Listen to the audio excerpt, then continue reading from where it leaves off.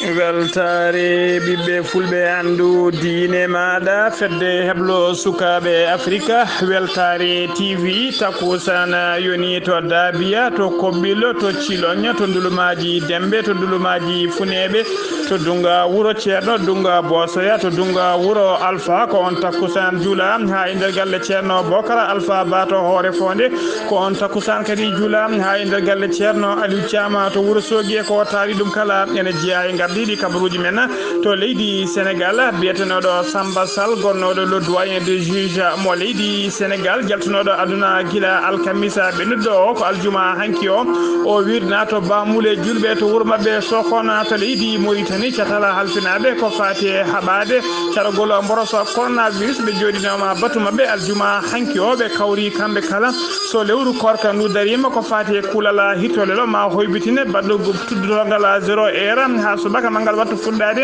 gi duggi 2 heures jamma ha 6 heures subaka to leydi mali taximan goto dartorinoɗo e kala saaha jolnude kileneɓe rewɓe o nawa ɗumen ha to bowallaɗe ha to diwan bowallaɗe diwaje ngal Modibo Keita waɗi ɗumen gueɗe kamtirɗe no fewi o wiyaɗo ɗumen o teɓama e oɗo saaha joni omo tawi juuɗe dadiɓe to leydi Niger Hamma Amadou ko lundiyanke ganamo leydi ndi e gonnoɗo e saaha kala e kasoji omo tawe e jillu makko e nder Paris tawa kadi no yimo toon ko e mbaɗi safaruji to leydi Benin ko alade a janggo o woni sungoji hooreji leydi kono lundiyankoɓe hewɓe e population ngaji kolliri hen mette mumen e ɗiɗon sungoji to leydi Tchad ko alade janggo o woni tigui ɗaftodiral hooreji leydiyankagal hakkude Idrissa Débo Itno garo duuɓi 30 e laamu ƴamtoyowo 6e mandat ma o ɗaftodira e mbiriji jeegom goɗɗi to leydi Djibouti ala to yanno arti to wonno Oumar Guélé hoorejo leydi ndi heeɓi polgo heeɓi 98,58% to leydi Togo Fornia Semba ko hoorejo leydi ndi tawateɗo jillo mum e nder Paris lamorgo leydi France o bismama aljuma hanki subaka kastari to Élysée kabaruji men RD Congo woni République démocratique du Congo ko accident musto waɗi toon bis mawɗo ko famde kala fodde 40 neɗɗo wasi hen fittande mum bisimilla mone ketti hotodirte joni jañoɗen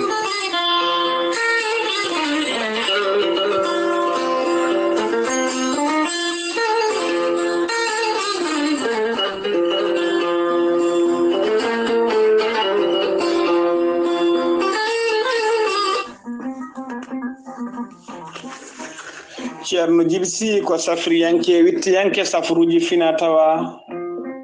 ceerno Djiby Sy ko labɗo reedu malaɗo wune ceerno Djiby Sy ko jaadindo ɓala walla danawal kala ceerno Djiby Sy ko moƴƴuɗo longal bawɗo listihara laaɓaɗo halwa ceerno Djiby Sy ne jogui safaruji en jogui leɗɗe e fannuji ɗiɗi hen fannu goto so tawi a ƴetti ɗum fodde 13 rafine yaltema ha laaɓa fannu keddiɗo o so tawi a ƴetti ɗum fodde 19 rafine yaltema ha laaɓa ceerno Djiby Sy ene jogui pegge omo jogui usula omo jogui siroji pewnaɗi bawɗi neldede kala liidi e kala continent mo neɗɗo woni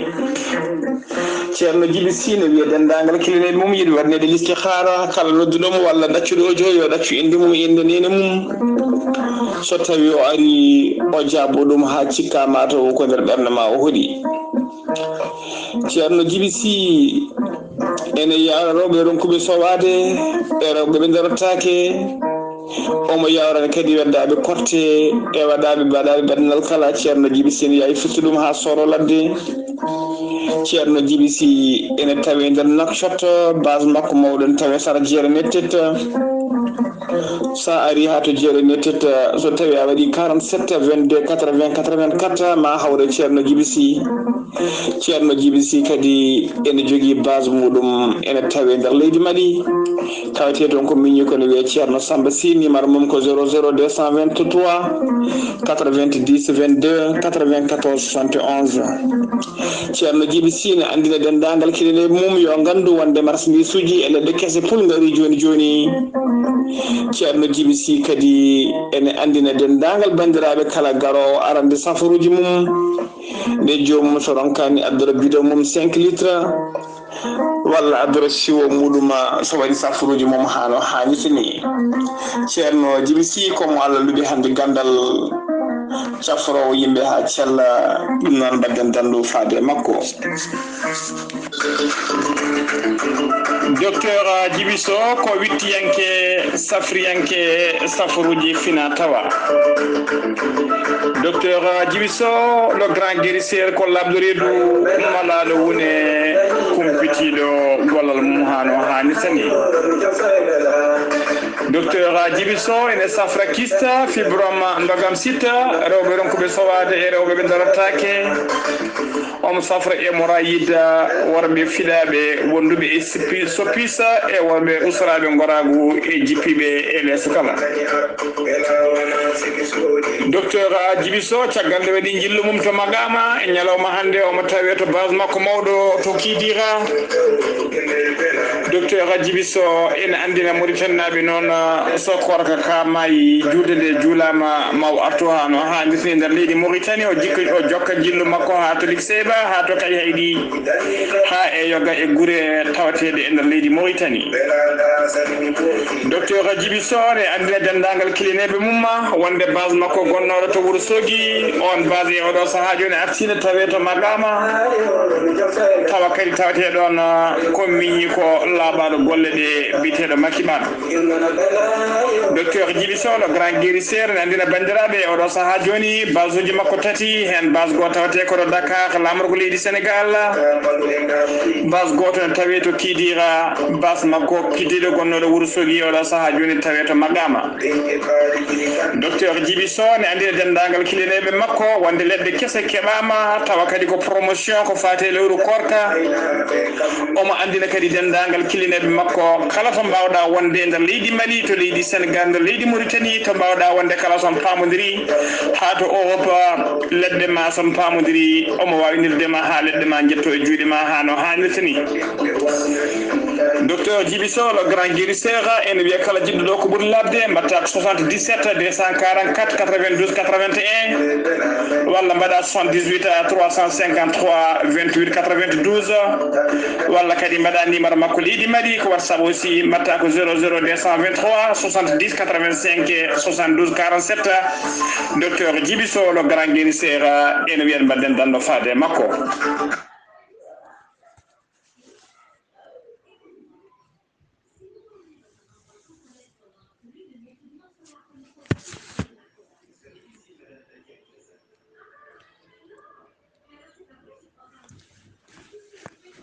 jam nyalle mon musibbe teddube eden gone hoore bira sappo lewru avril hitande ujunnaaji didi e nogasa kabruuji men e demgal pular do e haalirde he ko musiddo mon sehil mon ghali abouba to karallagal to ko musiddo men miñi men saydou abouba kabruuji men e demgal pular hono no biirde ngardidi kabruuji men ko to leydi Sénégal pudorten Samba Sall ko gonnodo doyen des juges mo leydi Sénégal jaltunodo aduna nyande alkamisa bennudo ko aljuma hanki o wirata o wirnato sare gonga to wuro makko to wite sokhon non to wuro makko sokhon to bamule julbe ko ton tigi o wirna koreji makko non e sehilabe makko e yadi makko e fami makko kala ndusimo ha to hodande makko sakke taw kadi en ndusdimo e sunare mawde no fewi sokhonnabe kala non e odo saha joni nyalawma hande o latima bayeji sabu kay kanko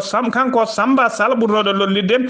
tonton bacci ko non be kewno wirde mo ko neddo jidado korsinaado gollinodo e ndara wurgo eden ciftina yimbe tan yo gandu ko manti jullo ko dum woni ko manti gurdo ko dum woni ko wayata maydo ko ha joni kabruuji men e demgal pular to leydi Sénégal Abdoulaye Diouf Sarr ko jagoddo leydi ndi kalfinado ko fate cellal aadi kanyume gollidibe mum be kollirina be madina be kewade kala subaka so holde kay ko fate bulletin de santé e mboroso coronavirus to yarata e nder leydi Sénégal be kolliri don aseta hande o wonde nder waktuji no gasena e cakkiti di ko ujunere temedde joyi e sappo joyo neddo tumanobe ko fidabe moros covid sappo jeenay kanyumena kolkisa e ndara holkiso he non cappande joyi e jeedi do tawama e jaati ko fidabe moros coronavirus dum betama bangi pourcentage ene hollira e nder temedere kala hen tato piccala cappande hen tato piccal cappande jeedi do e jeegomo en gondi e mboroso e nder bena cappande joyo e jeedi do fidabe hen sappo jeenay ko taxi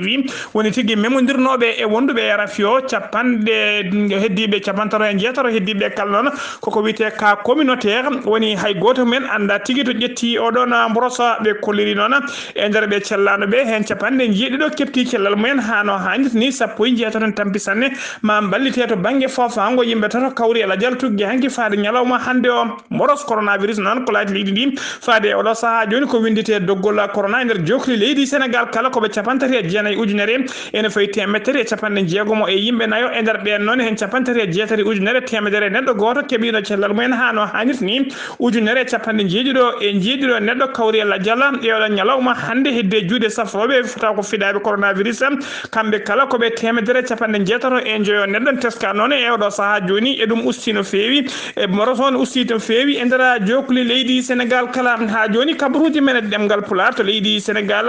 ɓeɗon taw ko doctoreɓe noon to fannu jawdi woni ko witeɗe vétérinaire tawteɓe nder leydi Sénégal ɓe kolliri tigui wonde e oɗo saaha joni fodde duuɓi tati hande ɓe keɓani ko fati kay ko wiyete rémunération woni tigui muccas moɓe poti hebde ko foti fawade e jobdele mabɓe ko foti fawade sallaji mabɓe ummorade e laamu ngu ɓe kolli noon duuɓi tati hande noon ɓe keɓani oɗon muccas ɓe kolli noon on muccas noon ɗo duuɓi tati so rendinama ene hawra temedde capantati e ɗiɗi millions woni 232 millions francs CFA ɗum tigui woni koɓe ndewata laamu ngu to banggue muccas mabɓe kamɓe vétérinaire uji noon koɓe capanɗe joyo e ɗiɗo tawa kadi woni coordinateur nde noon fedde ko biteɗo Issa Kane ɓe kolliri noon e oɗo saaha joni kadi wonde kay ko wiyete ñakko dabeje ɗe ɗum ngakki no fewi e nder leydi he laamu leydi Sénégal noon holliri tigui ɓoyata ma ñakko ngo ar hano hannirtini e nder jokli leydi he kala ha joni kabaruji men e ɗemgal pular to leydi Sénégal to jen ha to Louga ko sunare mawde tawte toon ha tengti noon e nder legal to wiyete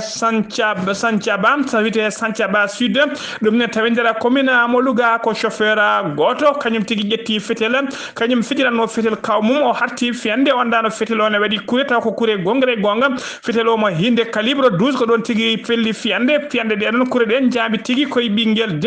dendiragel makko gotel woni ɓi kaw makko ko ɗon tigui jarano guel duuɓi tati ko ɗon noon guel barmi guel nawata hôpital mo Louga hôpital guel nawa tigui to hôpital ko toon guel hawri ela diala kanko badɗo ngal noon baɗa noon o wiyete ko Moustapha Mbaye baɗe dendiragel makko guel o yooɓi fittade mum biyata jarano guel duuɓi tati wiyete ko mo wiyeteno ko Mohamed Ndiaye ko fiide oɗo sa noon hollirama tigui o fiiɗi cukalel guel noon ko lesa wudde ko ɗon tigui jaɓe ɗe caami guel wasi fittade makko cukalel guel kure ɗe kadi caami awino samde e yummum cukalel guel o noon ma yani hen kono oɗo saaha joni ene tawe tigui e juuɗe safroɓe e nder hôpital régional mo Louga emi tawi nder hôpital régional Amadou Sakhir mo Louga kanko chauffeur badɗo ngal lobbal noon mo tawe tigui e juuɗe laamu ha joni kabaruji men e ɗemgal pular ASPA ko association sénégalaise pour la promotion de l'astronomie ko catala halfinaɓe ko fati e darogol e mayirgol lewru taw ko lebbi ɓaleɓe walla mbiyana lebbi julɓe ɓe kolliri noon e nder haalande mabɓe no ɓe kolliri ni wonde kay e mbiyata mabɓe ɓe kolliri kamɓe noon lewru foti darede feere lewru tijja kay ma daron foti darede e nder leydi Sénégal ko ñande talata sappo e tati ko nden tigui lewru foti darade ɓe kolliri noon e ndin mbaadi noon ko ñande alarba sappo ya nayyi lewru avril gonɗen ndu ko nden tigui foti wonde goo lewru korka e nder leydi Sénégal ha joni kabaruji men e ɗemgal pular so noon mima to leydi Sénégal koto leydi Mauritanie paɗena to leydi Mauritanie landa witeka ATEM ardiɓe landa ka noon mbaɗi haalande mumen ɗum noon ko yidde jabtade kay caggal conférence de presse Mohamed Ould Abdoul Aziz mennoɗo wonde hoorejo leydi ndi wanno caggal kay nden naati e kaɗo landa dawrugol waɗi erago fade dendagal ɓesgu Mauritanie naɓe ne mbawa tigui abbade e notade ɗum e kaɗo na landa e oɗo saaha joni kamɓe ardiɓe landa ATEM noon ɓe erima kanko Mohamed Ould Abdoul Aziz mennoɗo wonde hoorejo leydi ndi ɓe kolliri tigui foti wonde goƴe makko kay e oɗo saaha joni kono ɓiltiri e juuɗe justice o foti kadi ko toppitade artirde dendagal koppereje e dendagal ngaluji ɗi o dirtinno e nder leydi ndi keddiɗe e juuɗe makko ɗe cuwa heɓtade ko ɗen tigui o foti artirde ɗum e nder leydi he hano hannirta ni wona kay wadde conférence mum de presse wadde erago hollirde kay yo yimɓe tawta ɗum ɓe kolliri noon ɗum noon ɓe keɗima discours o ɓe keɗima tigui conférence o tigui e ɗum hayɓe noon holno oɗon mennoɗo wonde hoore leydi wawi tigui sutirde ɗiɗo konguɗi e heerade ɓesgu Mauritanie naɓe yo tawta ɗum ɓe gandina kadi yo hoorejo leydi ndi andu e dendagal yimɓe dawrugol kala yo gandu wonde e oɗo saaha joni ɓesgu Mauritanie naɓe ko ɓesgu ɓennugu tigui woni tigui ko population adulte son miire wawde kay andude kala de wawde salade e dendagal ɓeɗon jamfiɓe leydi ndi kay taw ko dirtiɓe koppereje bawɗo wonde foof kanko Mohamed Ould Abdoul Aziz e bawɗo wonde kala caggal kay nde jamfi ɓesgu yo andu hay goto goɗɗo alamoɓe mbawata wotande beele wawa artude e ardade e leydi ndi ha joni kabaruji men e demgal pular sono mima to ha joni koto leydi Mauritanie keddoɗen jagoɗɗo leydi ndi kalfinaɗo ko fate calal adi o holliri tigui alkamisa aljuma hankyo wonde tigui nder jokli leydi Mauritanie kala ko ujunere temedde nayo yimɓe jeeɗiɗo kolkisa tumanoɓe ko filaɓe mborosa coronavirus e nder holkiso e noon ɓe kolliri tigui hen yimɓe sappo tawama e jaadi ko filaɓe mborosa coronavirus e nder ɓe cellano ɓe kadi hen sappo kefti cellal mumen pati galleji mumen hay neɗɗo goto alamo mboroso yoɓi fittade mum e nder leydi he kala ha joni ko leydi Mauritanie keddoɗen comité interministériel woni tigui fomité taw ko fedde rendinde yoga e jaagoɗe tawteɗe nder leydi he halfinaɓe noon comité noon ko halfinaɓe ko fati rewidade mboros coronavirus e haɓade cargol mum e nder leydi Mauritanie ɓe mbaɗi jonde mabɓe noon batu mabɓe aljuma hanki o e gardugol Mohamed Awul Bilal kañum woni hoore jaagoɗo leydi Mauritanie e nder jonde mabɓe noon ɓe kamɓe foof ɓe kawri ko fati kay hoybitinde kuulala hirtole lo tawatengal nder leydi Mauritanie e oɗo saaha joni puɗɗotogal tuggi 0 heure woni minuit kay ha 6 heures subaka ɓe kolli noon so tawi lewru korka ndu darima ngal ɗon kuulal ma hoybitine beele kayne wawa wadde tigui ya garta ɓen wonɓe e korka ha mbawa tigui wadde ya garta mumen ha no hannirta ni ɗum noon fitti tigui so lewru korka ndu darima kuulala hirtole ɗo fuɗɗoto tigui ko 2 heures jamma ha yetto 6 heures subaka ɓe elme noon ɓesgu Mauritanie naɓe kala ne mbawata jokkude ha joni darde dari noon e haare kaɓato kay ko fate cargol oɗon mboros coronavirus saabu kay ɓe gandina ɓesgu yo gandu ha joni mboros woni heddi tigui e nder leydi he ha joni ko leydi Mauritanie kedden riba national pour la défense des droits de construction des générations ko landa dawrugol wiyete noon kan landa noon e oɗo saaha joni tawi nder makka Mohamed Awul Abdul Aziz mennoɗo wonde hoore leydi tawtude landa ka e oɗo saaha joni mawɓe kaɗon landa noon ɓe mbaɗi conférence mabɓe de presse e conférence mabɓe de presse noon to siège landa ka ɓe mbawi tigui wadde toon oɗon conférence de presse yidde hollude programme mabɓe ƴetti oɗo saaha joni e darde ɓe poti darade caggal kayde oɗon mennoɗo wonde hoore leydi tawtiɓe e oɗo saaha joni landa ka noon addi ɗum ko biteɗo Sada Wululey tawtanama conférence oɗon mewɓe landa mawɓe hewɓe ko wayno mennoɗo wonde ministre e nder leydi he biteɗo Mohamed Awul Jibril e goɗɗo no wiye Hawa Sahala Mintou Ahmed Zeyad e yimɓe wonɓe hewɓe no fewi taw ko yimɓe ɗoftiɓe yaaduɓe e ɗo sehila ɓattiɓe o noon biteɗo Mohamed Awul Abdul Aziz mennoɗo wonde hooreji leydi ha joni ko leydi Mauritanie keddoɗen commission halfinaɓe ko fate darogol e mayirgol lewru lebbi ɓaleɓe nder leydi Mauritanie kamɓene ɓe mbaɗi ko jonde mabɓe e nder jonde mabɓe noon ɓe kolliri tigui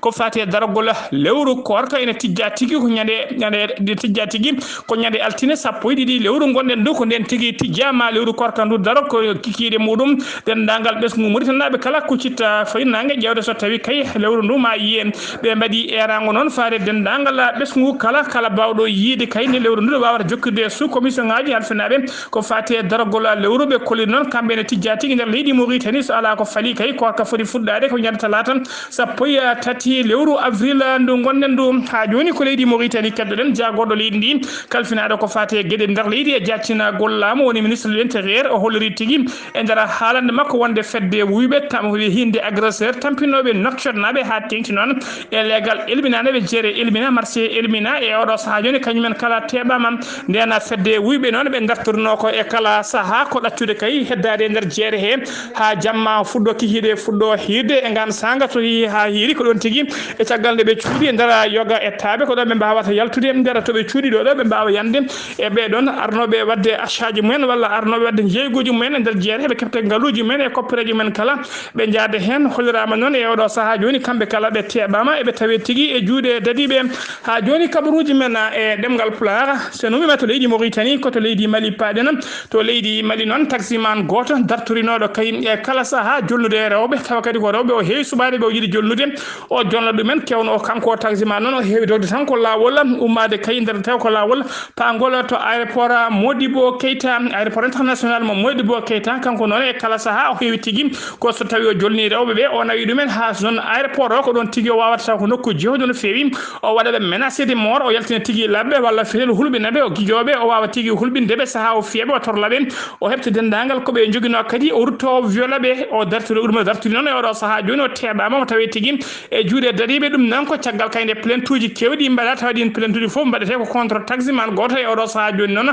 kanko baɗannoɗo ngal baɗal o teɓama omo wiye tigui Ousmane Diallo ko ɗum tigui woni inde makko kanko Ousmane Diallo non hollirama tigi caggal kay o idino tigi debbo mo idino violde ngan on fannu kay ko gila nyande sappo jeenaye lewru février gonne mayno gila sappo jeenaye lewru février ko den tigi o fudino wadde ngal non gadal tingal o jonni client non nawi dum tigi ha to zone aéroport ko don tigi o menace dum de mor caggal dum waddi dum violé gede kamtorel ne fewi caggal dum refti hen non ko nyande nayya lewru mars ko don tigi o jolno rewbe dido ben rewbe dido non taw kadi koy on do odon ngol don lawol o wawi tigi taw kadi ko faanoben e ndara legal bitengal banankono balang bitengal banankoro ni ene non nawi be hato on fande ko don tigi o jippini be wadi be menace de mort o wawi heptude dendangal ko be jogi non o wadi be menace tagal dum kadi wadi be violé tagal de plaintuji di kewi non ko don tigi brigade de recherche mo gendarmerie ummini hen loskoji mum habe mbawi tebade mo dendangal kadi ko tumono e makko fof tawa e makko o do saha joni o jaggal de gendarmerie o fetani mo defere mo tigi to parquet mo fadi nyaawade makko faade kasoji mawdi ha joni kabaruji men e demgal pulaar so no wima to leydi Mali ko to leydi Niger padena hamma Amadou ko lundi yankengana mo leydi Niger gila sumgoji ndi no jalti premier tour woni gila février sumgoji horoji leydi jalti faade odo sa joma tawe tige juude justice e ndara kasoji leydi ndi kanko non hollirama tigi odo sa kala wona cilludo nyalawma aljuma hanko non alarba hanki alarbeno don hollirama tigi wondo hibi yamirore ummade kay ndar din kasoji ƴettude lana makko ndi o kam o mo tawe odo sa joni ndar Paris lamorgo leydi France e mbadi safruji makko ta holkoreji makko non ko leri tigi ko aljuma hanko be bayini kabaru jagol makko ta France kono hollirama ko gel nyande alarba o yalti leydi ndi o mo tawe ndar leydi France to hôpital bitel hôpital américain tawatedo to Paris e ndar leydi France ha joni kabaruji men e demgal pulaar seno mima to leydi Niger ko to leydi Benin paden to leydi Benin ko alet jango sappo e go lewru avril woni sumgoji mabbe sumgoji horeji leydi e odo saha joni non ko Patrick Talon jamtata deuxième mandat o mo daftodiro non e mbiriji didi wodi taw ko mbiriji tekosi dendangal mbiriji mawdi kala non e odo saha joni ko dawa tigi e ngallona daftodiral dum non saabi ma mette mawde ne fewi wonande be don les électeurs ha tengde population ko dum saabi odo saha kala ko seppoji musdi tawate nder leydi he nyalawma hanko be wadobe seppoji be mbawi tigi barde laabi be kadi dendangal autoji namannodi matériel taw ko matériel fate voteji din be fadde sappoji jegom camion dimdono di matériel kadama yettare nokuji de pano taw kadi ko seppobe kanyimen tigi mbari di don hulde metti mumen e di don sumgoji di ndewani lawol ko to RD Congo pade République démocratique pade to non ko accident bus mawdone fewi wadi tonam accident odon wadi ko to funnange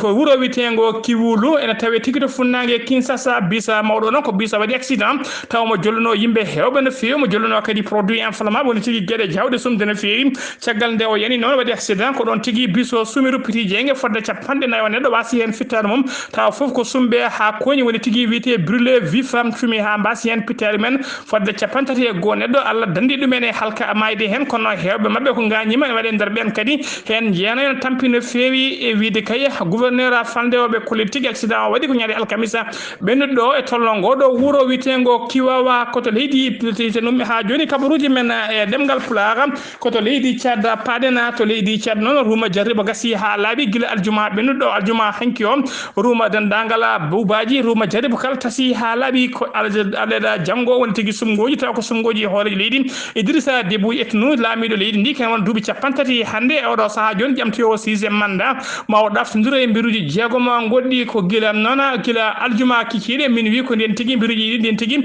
lande tigi ruma jaribo tasi hano haneti kono tan den taska e odo saha joni den dangala jokleydi e kala ruma jaribo burno mantinde hen tan ko ruma jaribo kanko Idrissa Déby itnu horejo leydi ndi koto Djibouti padena jibu leydi Djibouti yehino sumgoji mum sumgoji horejo leydi no pulaar heewid ni ala to yano artito wonno betedo Umaru Gele non kanyo woni horejo leydi ndi yaw kay odo jamtannodo manda mum ko keso odo saha joni kanyum herti polgo o hebi non kene ndara temtere kala hen capande jeenay e jeetari piccal capande joyi jeeta woni 58,98% dum tigi woni ko hebi no résultat di koliri ko to leydi Togo paden for nyasemba ko horejo leydi Togo tawatedo odo saha joni jillumum to leydi France e der Paris lamorgo leydi France aljuma hankio nando makko seyil makko Emmanuel Macron horejo leydi France bismi momo to Élysée besngu malinabe non ha tengti kay e wiete jogi ton catal bitengala Togo debu be mbawi tigi hollide mette mabbe no fewi e bismango odon Emmanuel Macron bismi tigi odon for nyasembe e ndara leydi e ndara Paris lamorgo leydi France musibbe teddube gasi ha labi dum do wonno ko min tongano kabruji men e demgal pulaar do e haalide he ko musidde mon sehil mon Ali Abouba kettimala ki jam yo jam Allah jogom jogon